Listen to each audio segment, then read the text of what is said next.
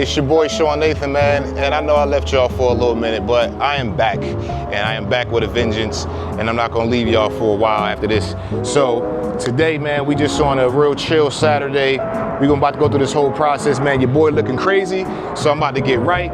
About to take y'all through what it looks like to actually get all of this done. So we at the Dry Bar here in Tempe.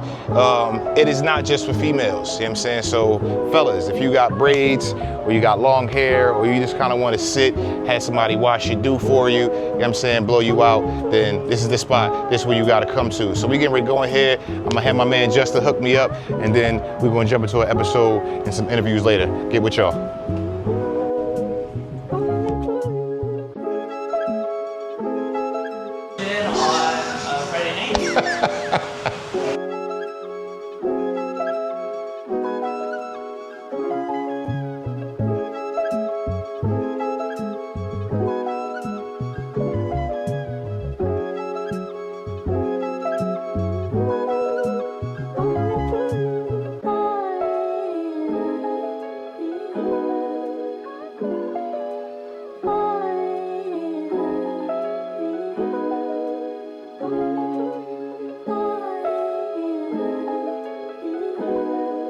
Check the show out. I was already asking you. She's probably telling me all about it. Right. Okay. Thank you.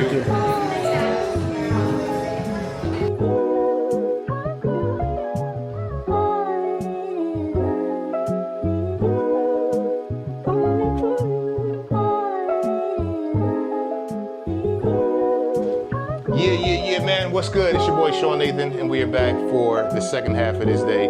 I'm at my wonderful stylist's shop, and we about to get this done. So, a few reasons.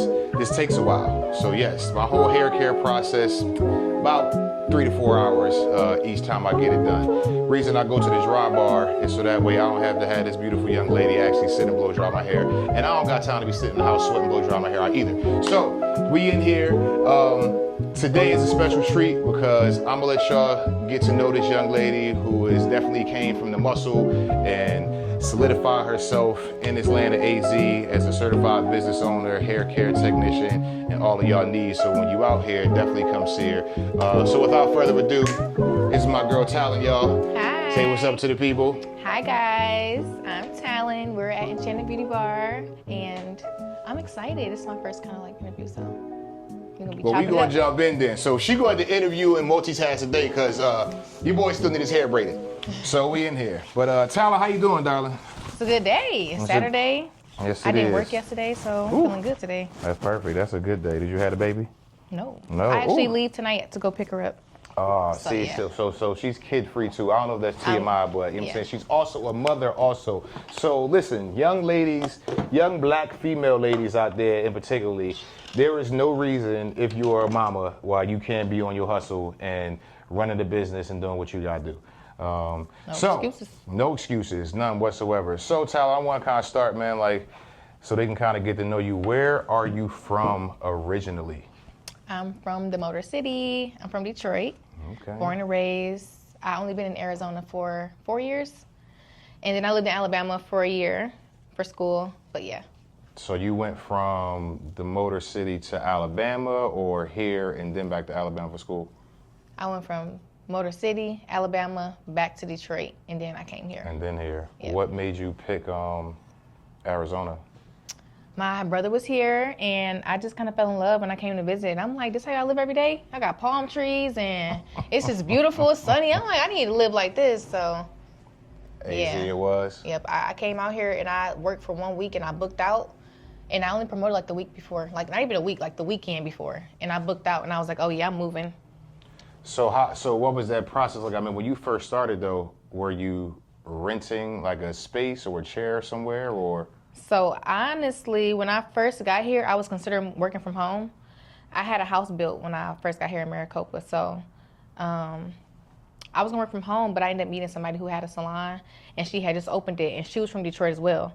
And so I kind of just worked with her, and that's how I got this place, because she wanted to get a different location and asked me to go in business with her. Okay, so you got to backtrack for me a little bit. So you moved out here from Detroit and you had a house built? Yep. Off the rip? Off the rip. I came out here when I came to work for that 1 week, I went and found a place and I put an earnest down on the house, and they was building a new community. So that means that before you got out here, you was already established back in Detroit as like a stylist and had your business up and running? Yep, I was a braider in Detroit. Okay. Fully booked. And it's crazy, I used to be booked out like 3 months in advance in Detroit. So you made some money. You was getting to the bag then, I basically. was getting to the bag, yeah. So you was getting to the bag, because I'm in real estate out here, so you had enough dough to come and put money down on a new build and build the house out. That's crazy. That's actually dope. Yep. So yeah, y'all, it can be done. You know what I'm saying? So no excuses. I think this might be the no excuses it can be done episode. No excuses, okay? All you need is a mustard seed amount of faith. That's right. A little bit of faith. Amen to that. And PMJ, what's up, PMJ, man? She follow your church too. You know what I'm saying? So shouts to Rock City. Yes, I love Rock City. Uh-huh. I'm coming to visit. I'm coming. Yeah, me too. We might go down there together. Yeah, I gotta come. Nah, I'm down for that one. So I mean, that was, first of all, that takes a lot of guts to pick up and leave, because is all of your family still back in Detroit, or? All my family's still there. So you here just solo, just you and your daughter? Yep. Yeah. And I mean, I know what that's like to pick up and go, because I left Philly and then went to LA. I mean, even though I had people in LA, it's still just you, because help from other people only goes but so far. Exactly. You know what I'm saying? Like, Yeah. And you still got to make your own way and kind of figure out your own situation. So, so you decided not to do hair in your house, and then you linked up with this young lady you're speaking about now. Like, does she have another location, or how did you find this exact spot? So actually, her spot was across the street from here. Literally, you can see it from here. And we was working over there together. She wasn't even all the way open as a hair salon. She Is kind of she had still like there? No. Okay. She was like half boutique, half salon.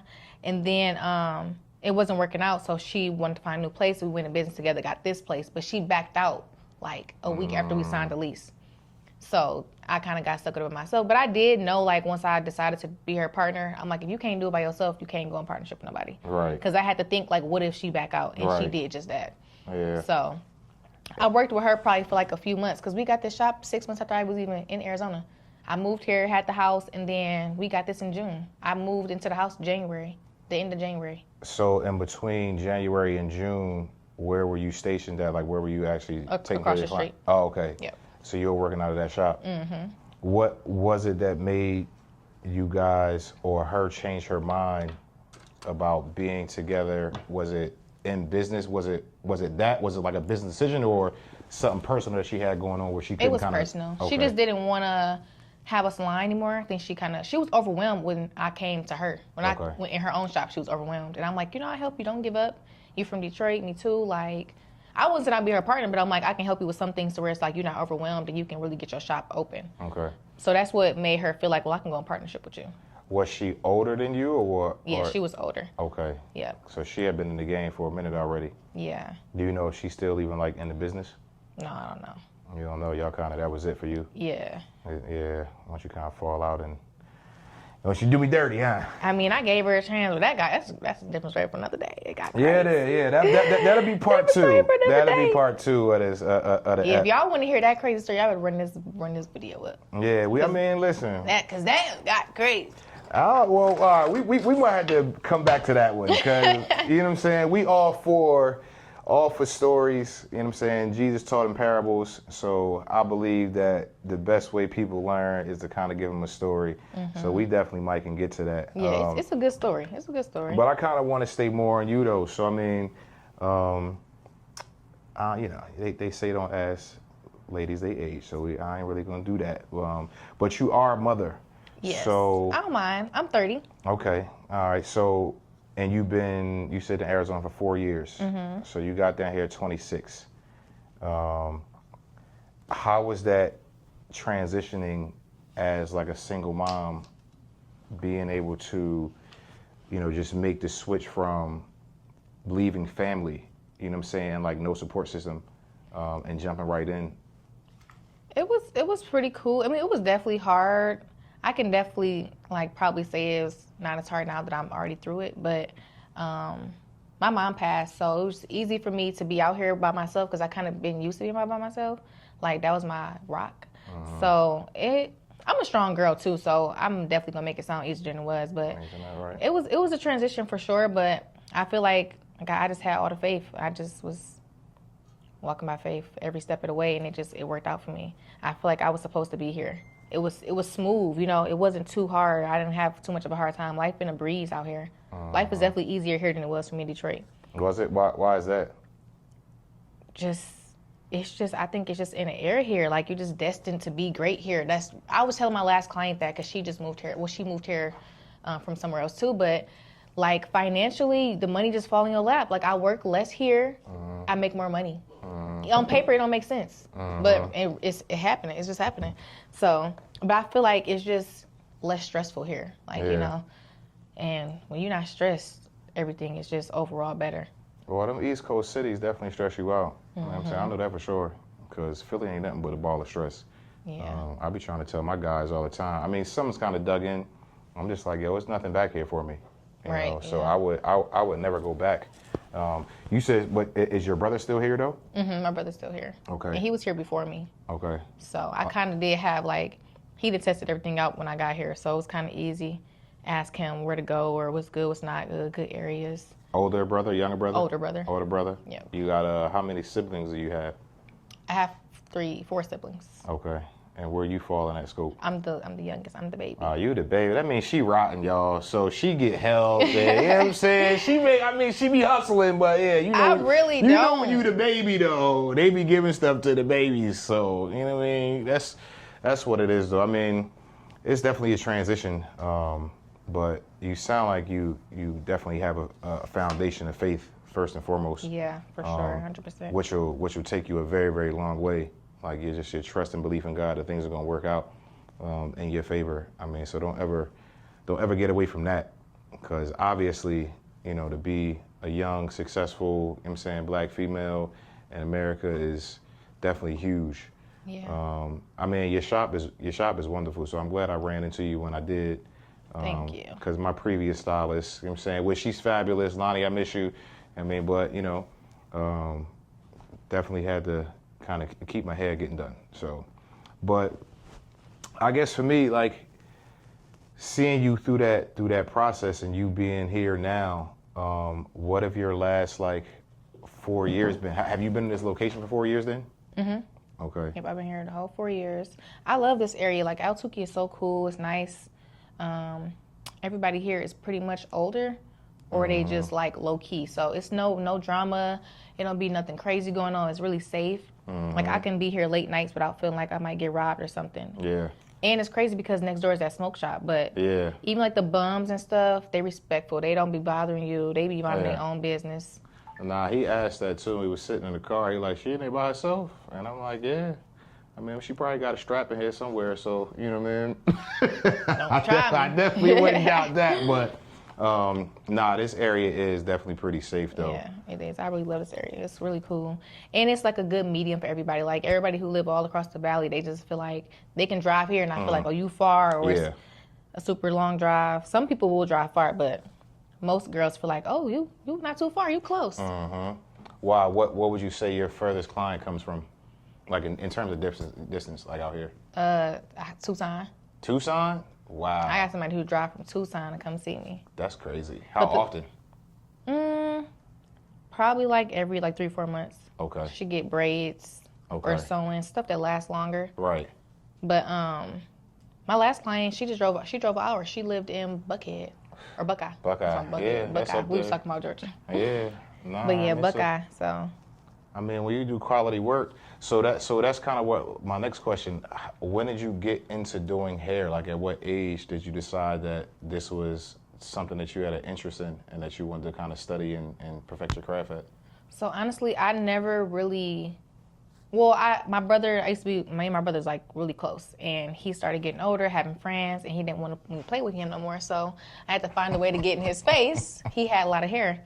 And so I taught myself to braid, because I'm like, if I braid his hair, then he gonna have to be my friend. So that was 6, 7. I taught myself how to braid. Wow. And then I was the house stylist. My sister would be like, do this, put this right here, fix this. And then that just taught me how to do certain styles, because she would have me fix her hair. Then I was doing my own hair, my mom hair, family hair. But I still never thought I was going to be a hairstylist. I wanted to be like a pharmacist or a physical therapist. And Okay. it took me to go to college, and I was doing hair to make money, through college. And when I graduated, I'm like, wait, don't do hair no more? Like, that's weird. Like, Yeah. I still need to be doing hair. Yeah. So I went to cosmetology school right after college. So what did you go to college for then? What did you study? Exercise science. Okay. So I was gonna do something in like sports medicine. That was like that was the plan. But I was really bored. And I started like selling bundles in college. So I had my hair business going. I was doing hair in between classes and all that stuff. And I'm just like, dang, hair is really, I'm taking off in hair, but my passion is science. Like, I'm over here trying to do this, and then I'm like, it's too boring though. Like, I was bored afterwards. Well, I mean, shoot, hair within itself, it's a science to doing hair, because everybody can't do hair. Yeah. You know what I mean? Everybody can't braid, but not only do you braid, but you're a stylist as well. So do you have a preference? Is there like a favorite part of like the hair care game that you think that you would say, like, I prefer to do braids, or I prefer to do, sew-ins? Like, is there a favorite that you have? So now it's natural hair. But when I moved here, I was a braider. Okay. I was doing like knotless braids and kinky twists, passion twists, those type of styles. Because I was braiding my hair when I was pregnant. That's how I really became a stylist. Okay. Doing my own hair, they like stopped me in gas stations. Who braided your hair? Let me get my hair done. So I wouldn't even like taking full clients until I was pregnant. Right. Literally. And that was kind of like, I wasn't even trying to be a stylist. It just was, people was coming to me. And so I didn't really know I had a passion for hair until it was time for me to graduate college. And I was like, I want to do hair. So were you pregnant in college? Yep, my last year. I had her my last year. So I had Zyla in November 2017, and I walked in December. Wow. That's crazy. Yeah.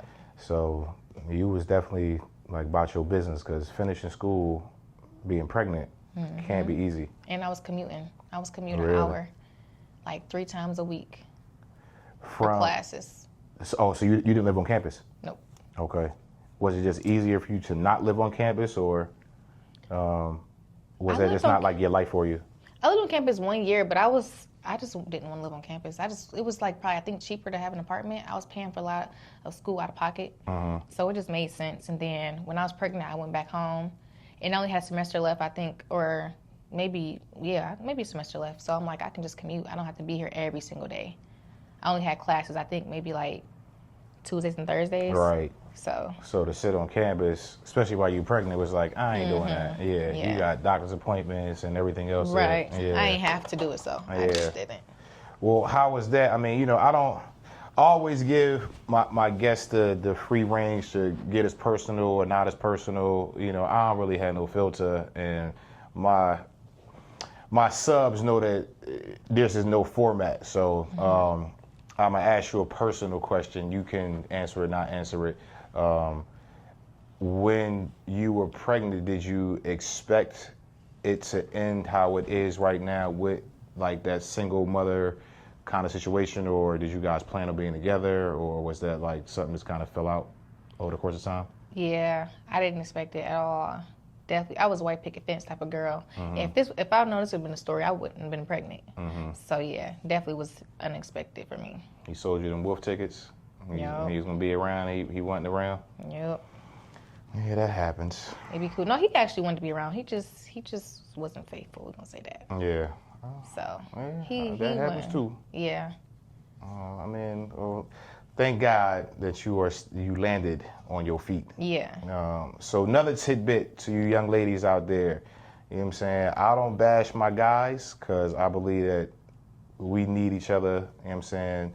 Men, we need each other, man, in fellowship. Ladies, y'all need each other in fellowship too. But not to male bash, but to uplift the ladies, like, y'all don't always need somebody. You know what I'm saying? Like, and don't let that be an excuse on why you slow down your movement in life. So what did that do for you though? Did you was obviously still in school, so did that really propel your decision making, knowing that you were about to be a mother and have a mouth to feed, on what your life was going to look like? And how long was it in between you actually giving birth to where you pretty much ended up being like just you, like and being single, like a single mom out there? I actually wasn't a single mom until like maybe after a year. Like Okay. we still tried to work it out. Like definitely her first year, I was still like we were still together. Okay. Trying to make it work, but I just really it took a while for me to like accept it. But I just had to realize like sometimes your plan not God's plan, Right. and you know, I just had to take it with a grain of salt and try to just be the best that I could for her. Even like when it came to being mad about it, and I just couldn't because I'm like, you got to be strong for her. Like if this gonna be the reality of it, you might as well fix your attitude right now because it's not gonna make it no better if you don't. Yeah. And that's just kind of the mindset that I had. So I always had her in my head, and I always wanted the best interest for her. I made my decisions based off of her and her life and her future. Yeah. So Yeah. even with me like being a stylist and stuff, I always had plans. I was always gonna be successful, but I just had more commitment, I want to say. Yeah, because now it's not about you. You know, like you have somebody to take care of, so everything that you want. So is that what? All right. So you got this degree. All right. Did you for a second start to look to work within the field in which you graduated from, or was it like I just need to graduate because I just spent all this money, I want this degree, and did you know that like hair was going to be like your thing, or did you flirt with the idea like let me try to go work in my field that I studied for? Honestly, I never thought about my field.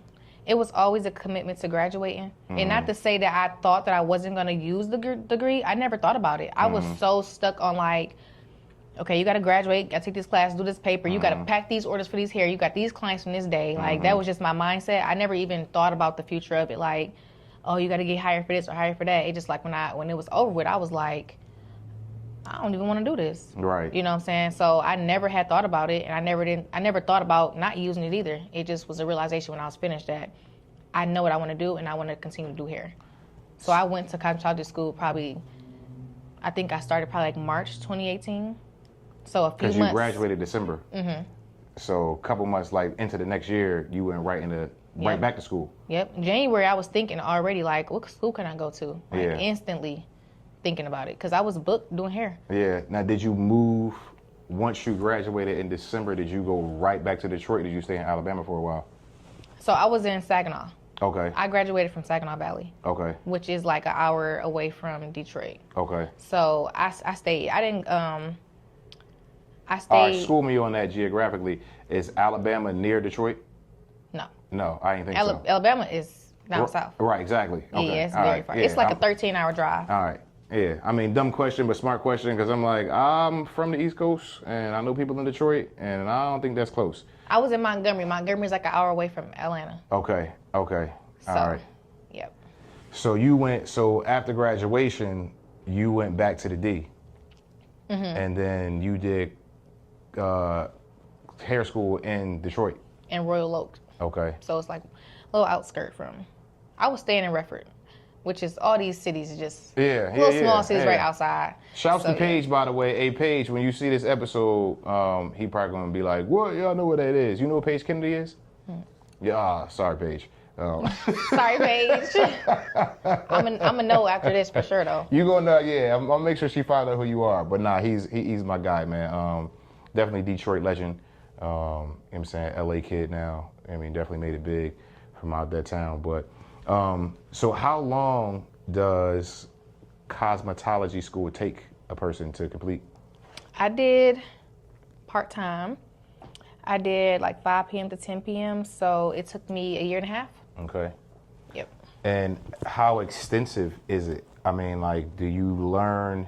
Because you were already doing hair. Yeah. So what was the point for you? Why did you find it beneficial to go to school and get like licensed or certified in something you already were skilled at? I feel like I was not a ghetto stylist, but I was a stylist. I was self-taught, you know? Right. I only knew what I knew. Like, I knew what I knew from, like, just, like, my sister and then just experience. I didn't know the ins and outs of really hair, the rules, laws, sanitation, those type of things. I didn't know customer service. Right. I didn't know any of those things. So I feel like that's what I learned from hair school. I didn't learn anything about hair other than cutting. Yeah. I learned how to cut. I learned how to do men's cuts. Okay. I learned how to do color. But everything else, like everything I do to this day, other than cutting hair, I self-taught. Yeah. But So it you did could be a teach barber me. too. Yeah, Like you know how to cut hair. Like if he needed a haircut, you can cut his hair. I wouldn't, but You I wouldn't, could. but you could. Yeah. Yeah. And is that one of those skills? So when you're in school, as a, I guess male or female, they make you learn all of it. So you have to learn like how to be a barber and a hairstylist. Barber, hairstylist, nails. I had to learn how to do wax. I had to learn about skin and facials. Cosmetologists are the only ones who learn everything in the beauty industry. Right. You got a little snippet of it. Like every day we had to at least do one pedicure or, one nail service. And I did more men's cuts in school than I did any other cuts for real. Really? They came and got those cuts in color. We just didn't do facials and stuff. Because they're free, right? Or so to speak. It's prorated. Right. Yeah, so it's discounted. It's a really low price. So people take advantage of that because you get some really, really good people in school. Yeah. And we there for a year and a half. So, you get you a good stylist. For a year and a half. Right. And then most time you just find you another one. So I could have been getting my hair braided on discount right now, huh? For sure. Back then, yeah. You go to the schools now, you finding girls who really can do hair for real. Like, they don't need to be in school. They already booked and busy, probably got clients making, 6 figures and everything. But it makes you more, I guess, like reputable and more marketable. Right. Because tell me this, like from the business aspect of it, like I help people create businesses as a consultant, you know what I mean? So yes, I do that, y'all. You know what I'm saying? Shouts to my guy Conde. This got him a couple LLCs launched. But in this business world though of cosmetology, are you able to open a shop if you're not licensed? Yeah, you don't have to be licensed to open a shop. No? Okay. So anybody ghetto hairstylist can like find a spot and just be like, I do hair, and that's it. Yeah, well, I feel like you don't have to be licensed to open up a shop. It depends on what state you're in too, because Arizona doesn't require you to be licensed for a lot of things. But I would say you can open up a shop and not work in it, but certain hair services you do need to be licensed for. Yeah. Like, cause you can get sued. Yeah. Like if you try to do something with somebody that you don't and really you mess up and they cross their boards on you, you'll get in trouble. Yeah. But you can open up a salon. Okay. And just hire people to work in it. Right. Like I can open up a salon and be like, you run this joint, cause right. Okay. So does it? I just lost my thought. Hey, I was gonna ask you. I was right there. Talking about hair school. Yes. So when you go through hair school, is it any like continuing education? Because I know like I'm a certified personal trainer through NASM, but your NASM cert only lasts for 2 years though, and then you have to do CEs. And like I'm a certified realtor, you know what I'm saying, out here in AZ. And every 2 years, which they just changed, I think it's like 5 now, you got to do 24 hours of continuing education to stay certified. Is it the same way when you are a hairstylist, like, or you just get it and that's it? You get it, that's it. You renew it every year, but you don't got to take no test or anything like that. They actually they're trying to get people to not even have to be licensed to do hair at all. Really? They're trying to cut it all out. Yes. Why? They petitioning for it and everything. Who is they? Some people out here. Maybe some stylists. I don't know who doing it, but they're trying to get it to where you don't. In Arizona specifically, or all just over. all over? Why? Why is that? Like they don't want it to spend the money to go to school because they think they know what they do already, or? I really don't know. I haven't tapped into it, but I just hear other stylists talking about it and complaining about it. They feel like they put their time in, put the work in, and now y'all about to be to just do whatever. Yeah. I can't honestly say that because in the Black community, I don't think the license really is mandatory. Yeah. Some people are really good at what they do, and a lot of the styles that we do that are popular don't require any type of licensing. You know what I'm saying? Like to braid. What you need to... Right. If I can stitch these braids up, I don't need to go to school and get a license for that. You know what I'm saying? And most girls are braiders. Yeah. But I feel like COVID changed that. COVID changed a lot of things in the hair industry, and I feel like that's why they're trying to get rid of the licensing, because a lot of people are really, really good at what they do, and they don't have a license. And people doing hair without a license anyways. All right. I was going to say, like, with or without it, though, it can't restrict you. I mean, you can still have clientele if... like, people working out their houses, they don't care. And so, COVID did that. So what benefits would you tell somebody if they were looking to get into this industry and they were like, I don't want to go to school? Would you encourage them to go or not to go? Like now, like in this climate? It depends. So you know how you was asking me what was my niche, like what was my specialty? Right. Like I'm getting into natural hair now. So I don't do like, of course I'll do these braids, but like I don't want to be doing knotless braids and stuff like that forever. Like that's just not my thing. What's a knotless braid when you start work there? When they add extensions to it. Okay, I got you. So that's just like a lot of work. I feel like if you are somebody who specialize in braiding and you're gonna be doing knotless braids, I wouldn't encourage them to go to school. Like it's not a big deal. If they wanted to, you know, I'm gonna encourage it for sure. But if they like, should I, and don't really want to go, they don't need to go. Right.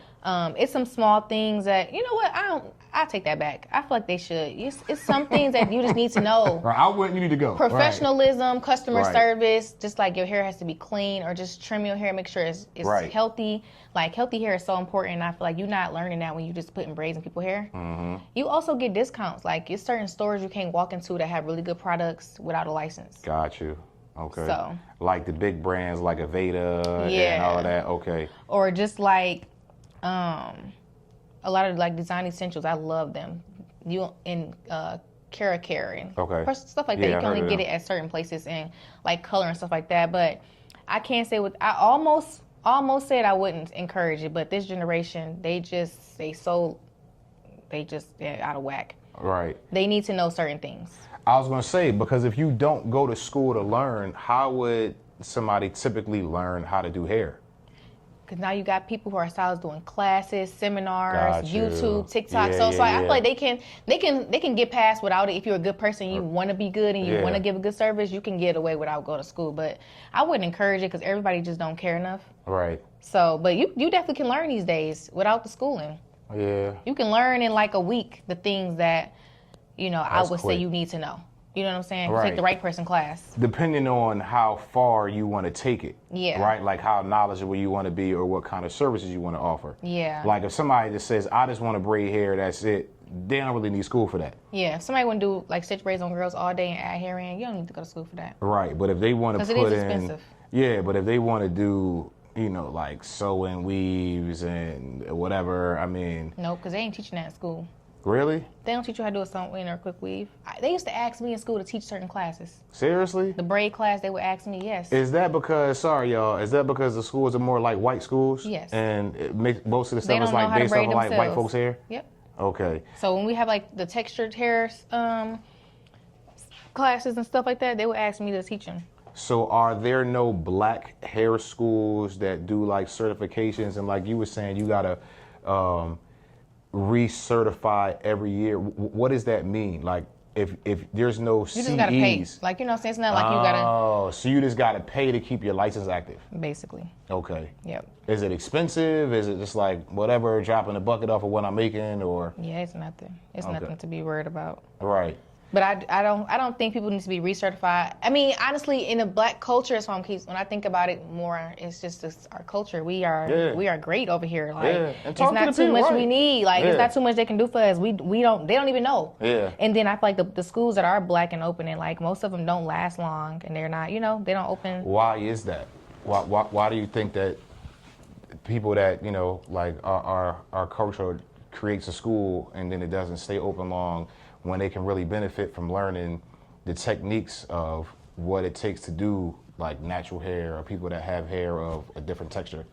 They just not running it right, I feel like. Yeah. It just be simple stuff like that. Because they be having students and stuff. I hear a lot of black girls say that they went to a black school and they be like, I had like 5 classes left and the school shut down and I had to transfer somewhere else, didn't get to use none of my old credits, or I lost everything. Like, I hear horror stories like that all the time. Right. So it's just like how they running their businesses, honestly. And do they have to, so when it comes to being in a school like that to get accredited, is that like, so let's say you wanted to open a school, what would that process look like for you to get something like that done? I'm not that knowledgeable on it, but I know for sure I would have to go back to school to get like my teaching license, and then get like, you know, you have to have licenses to open up a school and teach, and it starts with a college license first. Okay. So I do know that, but I'm not sure like the full process, because that's something that I'm interested in. Right. So even having your license doesn't necessarily certify you to be able to teach somebody what it is you do. Mm-mm. But even though you could, like, if I sent somebody to you, like, yo, teach them how to braid my hair. I can host a class right now, like, you know, but it wouldn't be enough for me to open up a whole school. Right. And you could charge for that, though. Like, if you hosted a class, you could put whatever you rate you know, we want on it, 100%. and they come and learn. Yeah, and that's the thing about the Black community. I don't have to have a license for that. If people see my work and they like what I do and they want to be more like me, they're going to pay to learn what I know. Exactly. They don't care if I got a license or not. I see what you can do. Yeah. And that's the power and the beauty of the hair industry. It's all about your work. Nah, I'm about to pay you to teach my wife how to do this, because at some point, you know what I'm saying? And I mean, like, it's not to say it's nothing to pay for the service. Like, I pay for these services because, to me, this is like my day. You know what I'm saying? Like, you know how y'all have y'all day, you know, like y'all get your hair done, your nails done, y'all mani, your petties. Yeah. You know what I'm saying? Some even take it as far as like doing spa days. And I feel like as a man, if I'm going to, and you said it, like keeping your hair healthy, you know what I'm saying? Like there's a process to doing it, because as opposed to just being hood with it, you know, like barely washing it, not getting my ends clipped.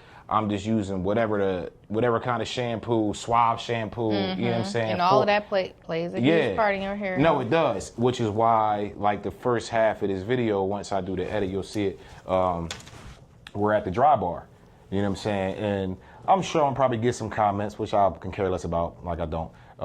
Be like, oh, he gets his hair blown out, like, and then he's got a guy doing it. Yes, I do. And, like, because he takes care of his hair. And I want people that take care of themselves to take care of my hair. You know what I'm saying? Like, I'm not just growing it so it can be nasty and knotty and, you know what I mean? Look like the matted, you know, like you see them dudes with them locks, they ain't even locks no more. It's just like a pancake on your head. It's like, bro, what you doing with that? Like, it's like, that stuff is gross. I like to take care of myself. So doing these kind of things for me is like more self-care, self-maintenance. And I take pride in my presentation. You know what I'm saying? So, but I do want her to learn though. Yeah, because I mean, you just getting 6 straight backs. I'm like, you getting no crisscross zigzag. That's it. I don't do no styles, girl. So I've had hair for a long time, on and off, right? You probably too young to know who Chris Cross is, huh? Probably, yep. You don't? So Sound about right. Chris Cross don't ring a bell for you? It do, but I don't know who it is. The name sounds familiar. Jump to rap group. Oh, You heard the song Jump? Yeah. Used to wear their clothes backwards? All right, so I came up in that era, and when they came out, I swore I was the light-skinned dude from Chris Cross. All I needed was the braids. So I had braids when I was young, when I was like 6, 7, 8, before it became a thing. Like, I don't think braids really became a thing or back to being a thing like in, like with guys in the black community, probably until AI started playing basketball. You know what I'm saying? Once Allen hit, you know what I'm saying, Latrell Sprewell, then braids came on the scene, which I actually had braids around that time too. So I had my hair really, really young, cut it off and grew it back. So it was kind of, I've always been going through this process, you know what I'm saying? So finding good people, I know what it's like to have the struggles, like of somebody who can't braid and they can't part and now, you know what I'm saying? Like, I actually need you to cut my ends probably in like a month. So, it's time. Yeah, it's time. It's getting there. Because I was telling him earlier, I'm like, that helps my hair grow. And I don't plan on cutting it for a while, like another 2 or 3 years. It's kind of easier to manage. Even though it is a process for me, it's easier. Right. You know what I'm saying? What I used to spend on haircuts, like, first of all, y'all prices is, so let me get back to that and back to you. The financial aspect of hair is outrageous. Why is that? Because the economy is outrageous. So, because these products, it's the products and stuff, like, it's really crazy. But everything is higher for us. Like, this gel that I'm using in your hair is expensive. And the combs, they break it to get the combs. Shampoo and products, they really are expensive. You used to be able to go in a big spot store with $20 and get like 8 products that you really love. Yeah. What, $20? This can right here is almost $20. And this is a product I use a lot. Just the one? Just the one. So do you buy in bulk when you go get your stuff? Or how often do you got to take trips to back to restock and get supplies?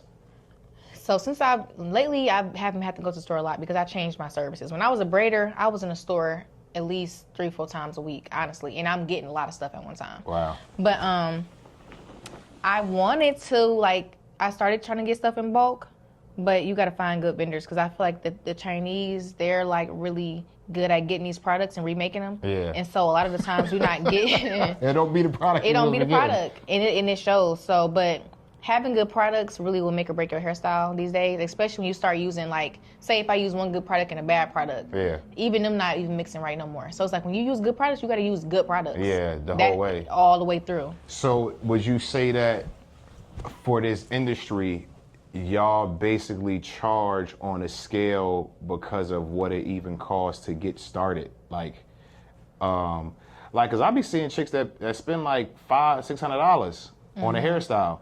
Is that just not the style alone? Is the you factor in like you have to spend $70 on a product you already put in her hair to even do it? You thinking about the product for one, the time. You thinking about the expertise, because a lot of the things that we do, like right now, I'm been flew through your head in 30 minutes and did some braids and they look good. And you like 30 minutes, you can charge $30, but it's no, because people can't do this. Yeah. And you have to practice and learn. And I did go to school, and you know what I'm saying. You gotta factor in the time spent in the industry, and I think that's a lot of. That plays a huge part in how prices have risen, because people need to pay what they weigh, basically, you know, like, but the products and time in the economy, I think 100%.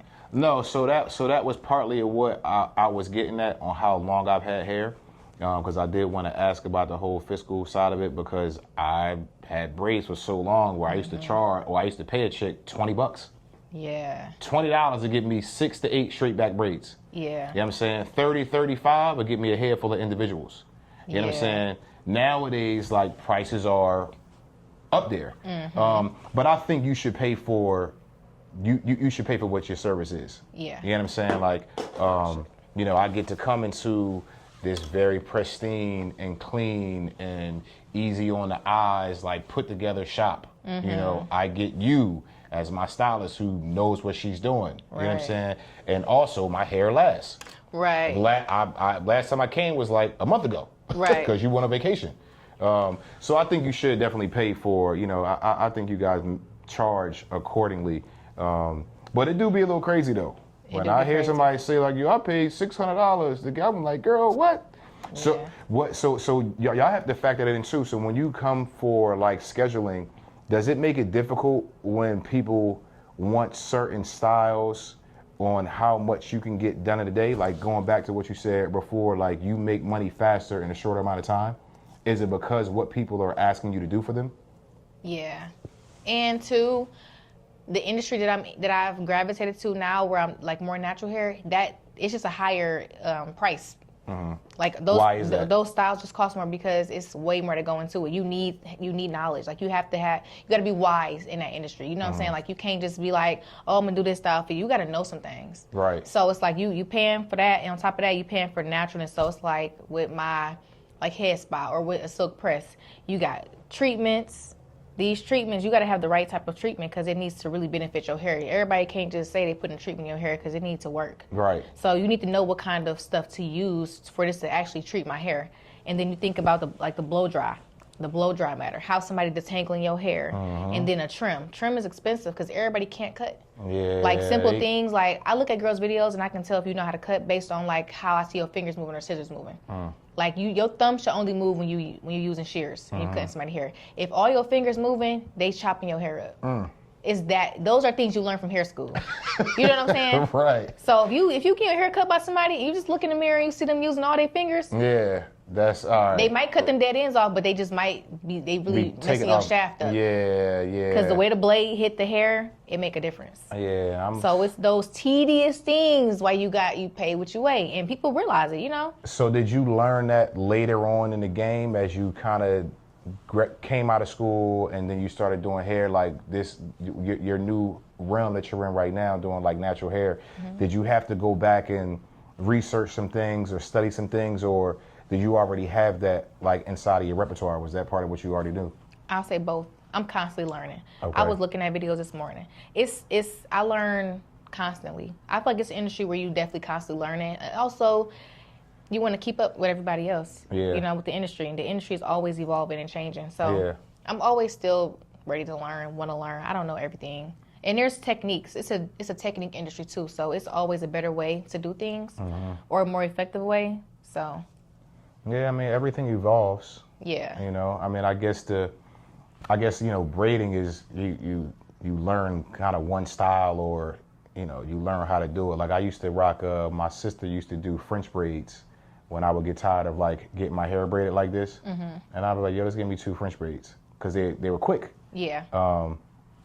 But as things move and things grow, I mean, I guess you definitely got to change and adapt. Have you started to make the switch just because that's more of your passion, or have you kind of just become like tired of just the same old? Both. I feel like I've always had a passion for natural hair. I've always had growing hands. And I think that being a braider, you kind of get lost in that, like taking care of hair, because people typically want to wash their hair home and come blow dry because they feel like it'll be faster if they come with their hair already ready and prepped. But that kind of takes away you giving consultations and telling people what they need to do for their hair to be healthy. Right. And I also don't get to show them the difference from me doing it and them doing it because they already come in ready. Right. So me just want to take care of natural hair, That's being in her trying to tell me Arizona. to stop coming my hair blowing out, y'all. For real. For real. But your hair is pretty. Your hair is pretty healthy for sure. You take care of it. But yeah, that, and then on top of that, I'm like, well, I love hair. I want to always do hair, but I don't want to get burnt out. So I had to switch up the styling because I don't want to burn my body out. Right. Or my hands, you know. Yeah, I was gonna say that. So you're on your feet about how many hours a day? My Apple phone be saying like 10, 12. Wow. And then On some days, you know, but I go home, you clean it up and stuff like that, you know, stuff like that. So yeah. Now, do you? So of course you make your own schedule. Like this is your own shop. Like you are your own boss. Has that been just these last 4 years? Because when did you come out of school for this? 19. Okay. And then I worked for like a year in Detroit, and I came straight here. All right. So you've been doing hair professionally, like with your license for 5-6 years. Yep. All right. And you've been your own boss the whole time. Have you ever worked in like another shop for somebody else, or? Nope. Never? When I got out of school, I moved back home with my dad, and I built my brother had a studio there. I changed the studio into a hair salon. So I just took out some things, put tile on the floor, and that was my personal suite for like a year and a half or maybe even 2 years. And then I worked with my best friend in the suite for like a few months right before I moved, like when I was in the process of moving. And that was it. But my best friend mom did hair, and I was in a shop, like growing up with her all the time. I stayed in the shop. Okay. But no, I never worked in one. This is my first time ever working in a shop, having my own.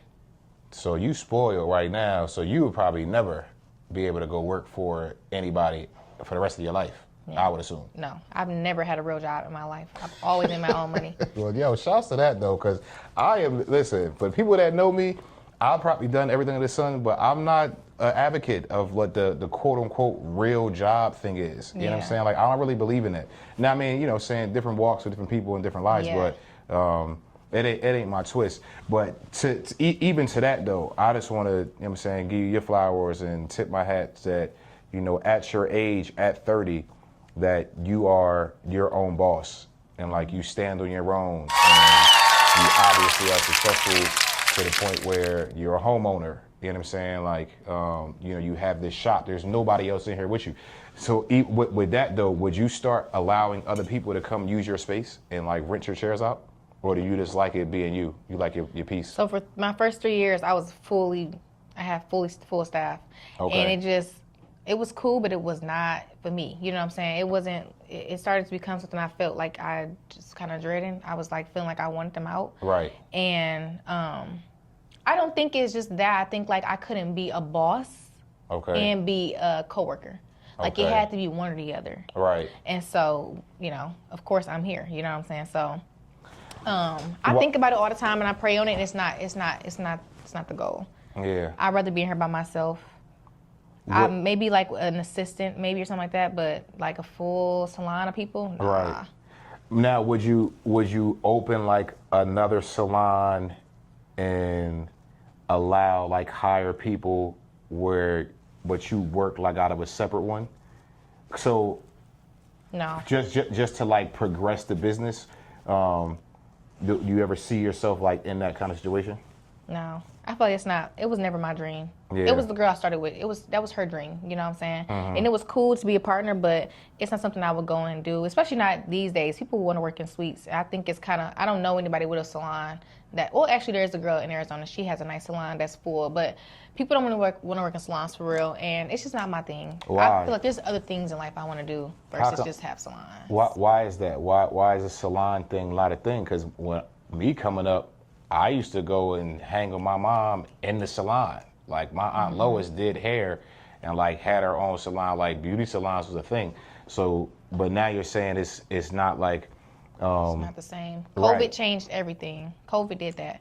Because with COVID, hairstyles weren't supposed to, we couldn't work. We weren't supposed to be working. It was too close of contact. So we weren't supposed to work at all, but we had to still work. So people, of course, they're going to work out their house. They had their own little suites, wherever you couldn't get in trouble about having a full salon being open and getting caught. Right. And so that created a industry of people who feel like they don't mind going to nobody's house. They used to it. They've been going to somebody's house for a year straight with just one person and getting their hair done. Right. So now people they kept it going. You know, COVID faded, but the hair industry kind of stayed the same. It's just now starting to become like normal again. Yeah. Like, and it's still not even close, but it's like, it's coming up. It's finally coming back up. Yeah. And I guess in comparison, like instead of having to pay somebody, is there a benefit to paying somebody for like a chair in a salon as opposed to just paying your own studio fee? Are there any pros and cons like to be in a space where other people are around as opposed to being like in your own small like studio space? Very, very small. Like I would say for me, I encourage people to go into shops because you get more clients is how I feel. Like you get more exposed to different things, different people, you learning from other people. And then just outside of like booking clients, you just make life connections when you sit around other people. You know what I'm saying? It's like if you didn't bring your guy, I just met a valuable person, today, just because you brought him with you. If you would have been by yourself, I would never met him. Right. So it's just like those small things, or if somebody else was here, you could have met that might be beneficial to you in life. So just like networking, making those connections, but I do feel like as far as like working at home and working in salons or suites, you don't gotta pay the money. You're gonna pay rent regardless. So you don't gotta pay anything extra for a suite, and suites is rent. Right. Exactly. What I pay for this is somebody's rent, and girls who rent out somebody's suites, chair rent. Yeah. Like when somebody pays for a chair, you pay for the space. Not for a chair, for their own suite, like their own room. Okay, I got you. Right. There's girls who pay more than me for my whole storefront. That's why I'm okay with nobody getting here with me because I'm paying I'm paying the same prices basically. But without this, you don't gotta pay no money. Yeah. So I see why girls stay in the house after COVID, and it's still a normal thing because they just making little areas in their house look professional and make you feel comfortable. And it's all profit at that point. And it's all profit. I mean, you already paying for. I mean, if you do it at your home, you already paying your mortgage or your rent, so that's not really an expense to you at that point. It's not an expense. But if you do your taxes right, you can write that off and get some money back anyway. So, are you that far in the process of like your ownership and like LLC and like do I'm business still writing off taxes from my rent too. Yeah, like it's office space. Right. Yeah, no, I'm hit. Nah, that's fire. I like that. I mean, it takes a lot to get as savvy as you have become. What were those growing pains like though? And do you feel like you have it all figured out, or do you feel like there's still stuff you can learn to improve on what it is you're doing and like the services that you offer and how you run your business? I feel like I'm always learning. Like I'm constantly learning to this day. I don't think I have it all figured out. I honestly feel like I've just been doing things the easy way.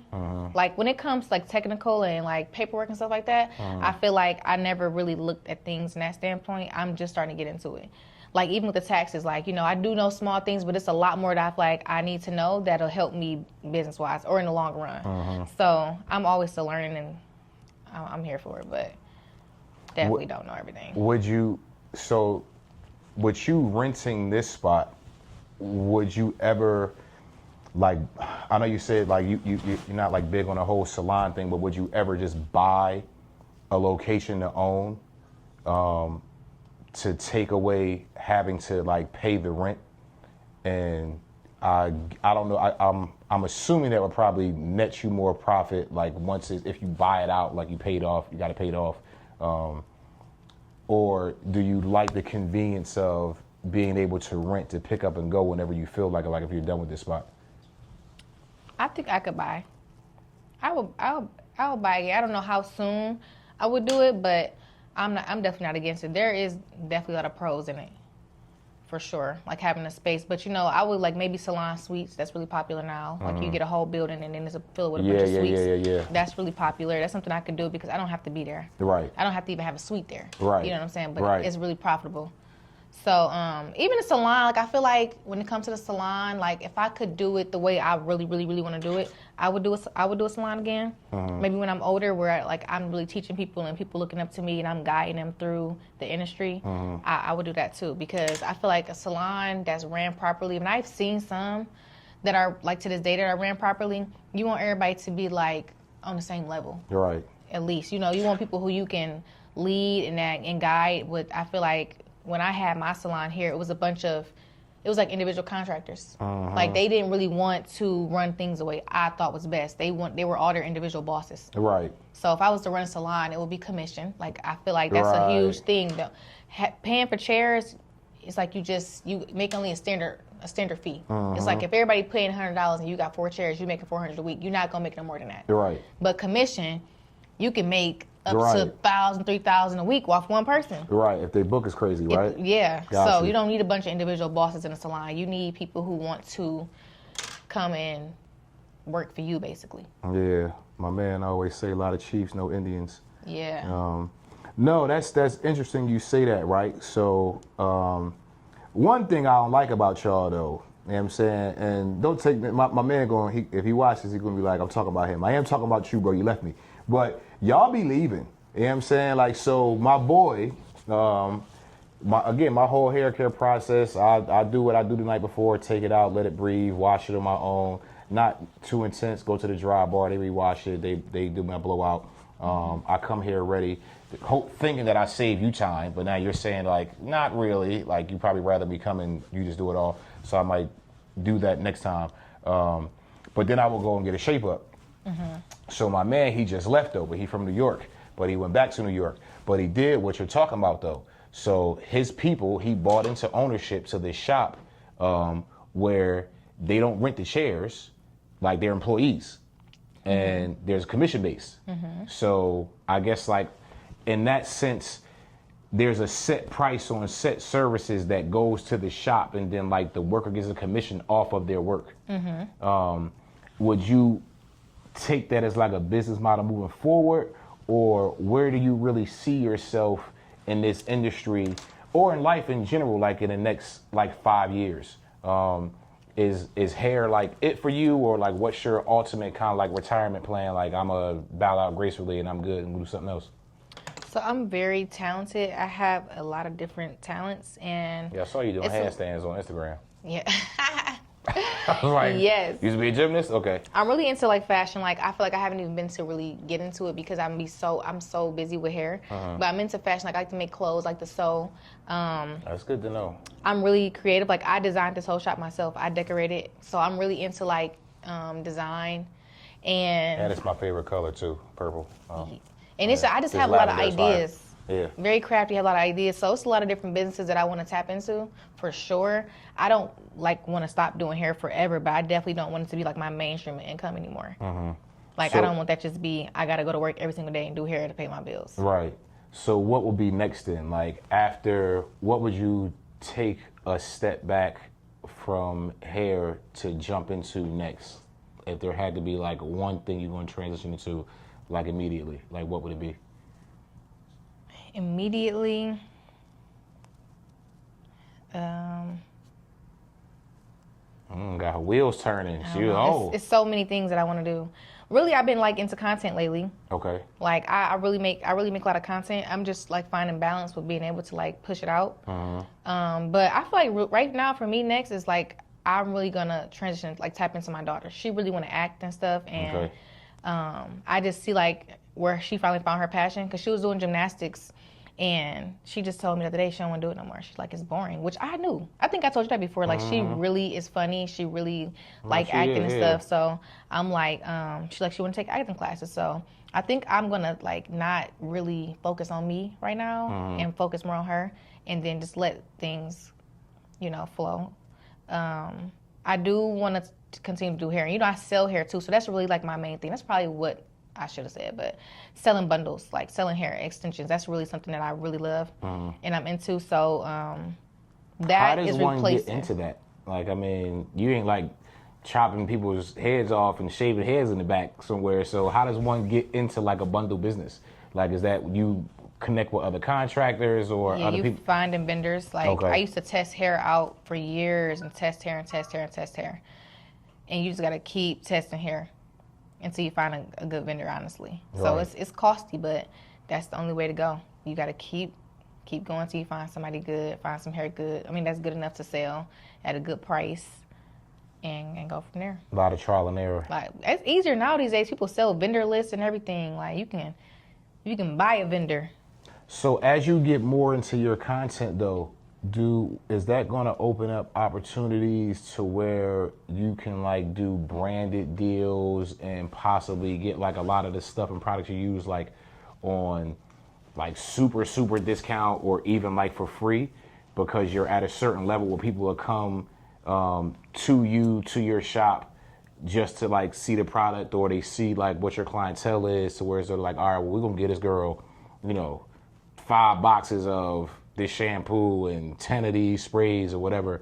Do you think that like are you aspiring to do your content for stuff like that, or is it just to kind of build like your name and like your presence in that industry? So all the above, but yes, 100%. Like even now I get people, different brands reach out to me and want certain things. I'm just kind of big on, I don't want to start doing content for brands that I don't really want to promote. Like I kind of want to have a standard. So, but yeah, people reach out. It's a huge industry in content, and I definitely want to teach people things too. Like I want people to know, like I want to share the knowledge about hair in the industry and things like that for different girls or women who want to be in this industry or want to learn about certain things, even if it's just for themselves. I definitely want to start sharing more knowledge and lifestyle, some of everything, because just like being a hairstylist that's like the small end of a person. I feel like it's so much more to go into it, like how you balance life, how you are spiritually, taking care of your body and health. Like I'm always telling people, like you need to eat, take breaks, like don't overwork yourself, don't exchange time for money. Like it's just everything that goes into life plays a huge part in who I am as a stylist. So I kind of want to showcase that more. That's probably why I'm like, what would I go right into? It's really lifestyle, because I feel like it starts with lifestyle, honestly. Yeah. Do you have a cap on your schedule?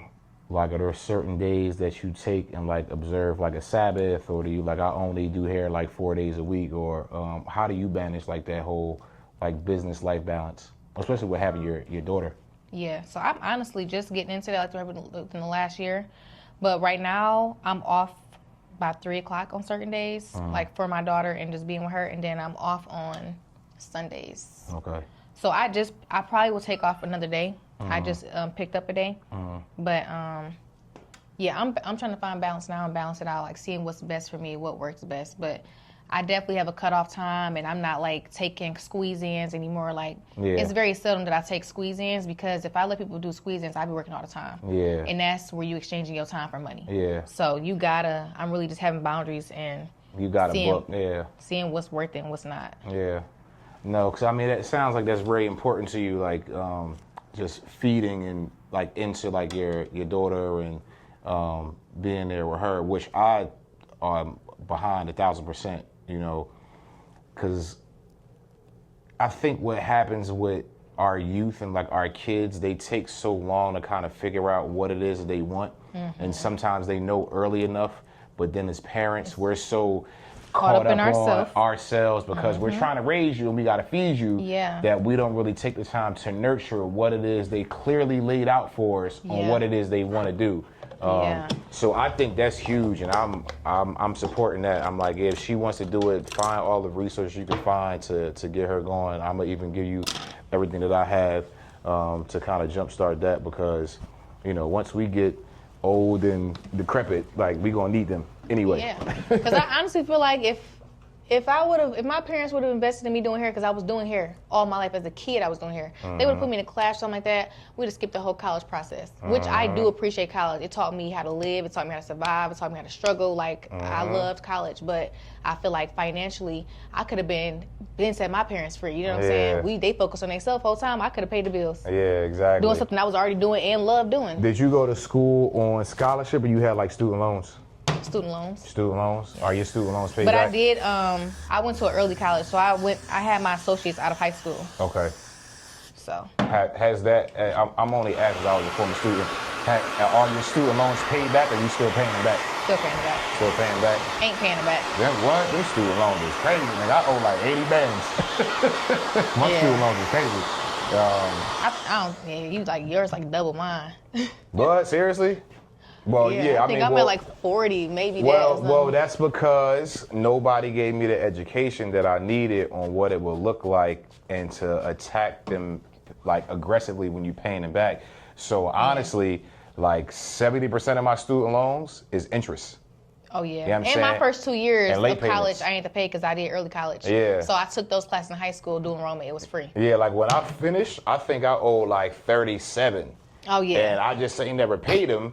And I looked up one day and I was like, how about all y'all niggas 80? I ain't even get that much education for $80,000. Oh yeah. So it a little intense, but either way, well, Talon, thank you so much. I do appreciate you. You know what I'm saying? I look fabulous as usual.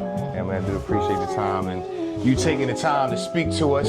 Yeah, it was nice. So let the people know where they can find you. I mean, you don't got to put the address. I can put a link in the show notes if you want to, but let them know again what the name of the shop is, where you're located, where to find you on socials, and all of that. I am at Enchanted Beauty Bar in Altuve, Phoenix. You can find me at Yourheart.Styles on Instagram, and then the shop page is yhs.enchanted. And yeah, we're all over the internet. You can Google us. You can Apple Maps, Google Maps, Instagram, everywhere. Always available. Oh, book the head spa. That's my newest service. It is where we're taking hair care and it meets self-care. So it's a self-care treatment where your hair is getting treated, trimmed, steam treatment, massage, detox, your scalp, all those type of things. So it's all hair care, all love. So check me out. Yeah, I'm gonna have to try that. And like that, y'all, your boy is back. Like I said, man, I've been kind of off the beaten trail for a minute, man, but I'm back to doing what it is I love and letting y'all get introduced to brand new people, beautiful people out here, man. Support each other, love each other. Y'all know what I always say, love somebody, hug somebody, man. Till the next time, TBB, we out.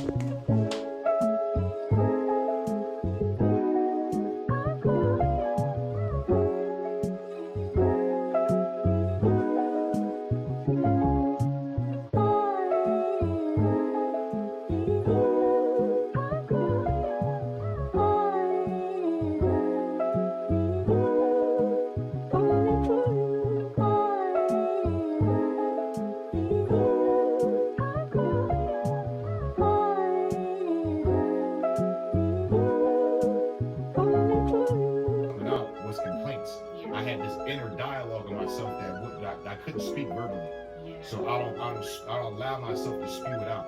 I gotta ingest it, I gotta internalize, I gotta process it, and then once I get to a place of God, it's like, all right, here's your foundation, here's your solution, here's your way to help me. You know what I'm saying? So that way, I'm just not out here being like, your life sucks and terrible. Yeah, I just came out of that. I was not putting out any content because it was nothing y'all want to hear for real. Yeah. Nothing I want to hear y'all hear me say. Yeah. So it's like I had to just wait it out. Right. And that's where I was for like the last 2 months. I mean, because we got finished, and I said we went March 7th.